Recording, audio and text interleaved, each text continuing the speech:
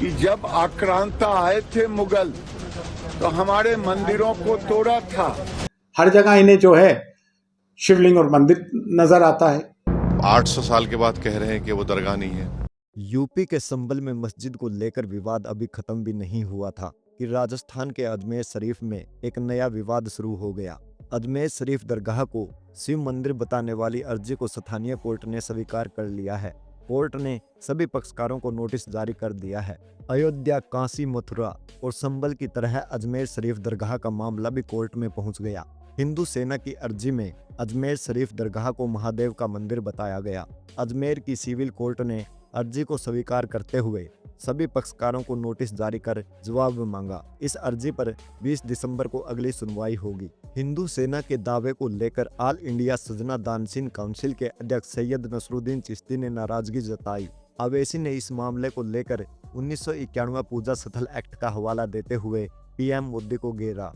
याचिका में रिटायर्ड जज हरबिलास शारदा की 1991 में लिखी किताब अजमेर हिस्टोरिकल एंड डिस्क्रिप्टिव का हवाला दिया गया। किताब में दरगाह के निर्माण में मंदिर का मलबा होने का दावा किया गया है। साथ ही गर्भगृह और परिसर में एक जैन मंदिर होने की बात की गई। याचिकाकर्ता के वकील राम स्वरूप बिश्नोई ने रिटायर्ड जज हरबिलास शारदा की पुस्तक का हवाला दिया, जिसमें बताया गया है कि दरगाह के निर्माण में हिंदू मंदिर के मलबे का इस्तेमाल किया गया था। पुस्तक में दरगाह के भीतर एक तहखाने का विवरण भी दिया गया, जिसमें कथित तौर पर एक शिवलिंग होने का दावा है। पुस्तक में दरगाह की संरचना में जैन मंदिर के अवशेषों का भी उल्लेख किया गया और इसके 75 फीट ऊंचे बुलंद दरवाजे के निर्माण में मंदिर के मलबे का भी वर्णन है। कहा गया है कि इस शिवलिंग के पारंपरिक रूप से एक ब्राह्मण परिवार पूजा करता था और दरगाह के 75 फीट ऊंचे बुलंद दरवाजे की संरचना में जैन मंदिर के अवशेषों की उपस्थिति का संकेत देता है। याचिका में भारतीय पुरातत्व सर्वेक्षण से दरगाह का सर्वेक्षण करने का भी अनुरोध किया गया, जिसमें उस क्षेत्र की फिर से पूजा अर्चना की जा सके जहां शिवलिंग बताया जाता है। अजमेर के बारे में एक रोचक तथ्य यह भी है कि यहाँ पृथ्वीराज चौहान ने शासन किया था।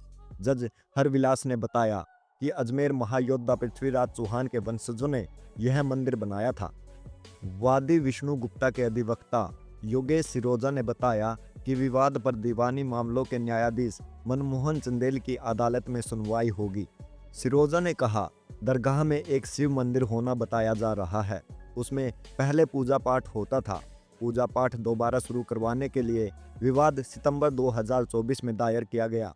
अदालत ने विवाद को स्वीकार करते हुए नोटिस जारी किए हैं। उन्होंने बताया कि इस संबंध में अजमेर दरगाह कमेटी, भारतीय पुरातत्व सर्वेक्षण कार्यालय नई दिल्ली को समन जारी हुए हैं। वादी विष्णु गुप्ता ने कहा, हमारी मांग थी कि अजमेर दरगाह को संकट मोचन महादेव मंदिर घोषित किया जाए और दरगाह का किसी प्रकार का पंजीकरण है तो उसे भी रद्द किया जाए। उसका सर्वेक्षण एएसआई के माध्यम से किया जाए।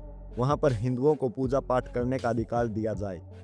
अदालत की कार्यवाही के जवाब में दरगाह की देखभाल करने वालों की देखरेख करने वाली अंजुमन समिति के सचिव सैयद सरवर चिश्ती ने ऐसे विवादों को पब्लिसिटी बटोरने का एक साधन बताया। उन्होंने 1991 के प्लेस ऑफ वर्शिप एक्ट का हवाला दिया। 1991 में लागू किया गया यह प्लेस ऑफ वर्शिप एक्ट कहता है कि 15 अगस्त 1947 से पहले अस्तित्व में आए किसी भी धर्म के पूजा स्थल को किसी दूसरे धर्म के पूजा स्थल में नहीं बदला जाएगा। चिश्ती ने दरगाह के 800 से अधिक वर्षों के लंबे इतिहास का हवाला दिया और दरगाह पर एएसआई के अधिकार क्षेत्र को विवादित बताया, जो अल्पसंख्यक मंत्रालय के अधिकार क्षेत्र में है।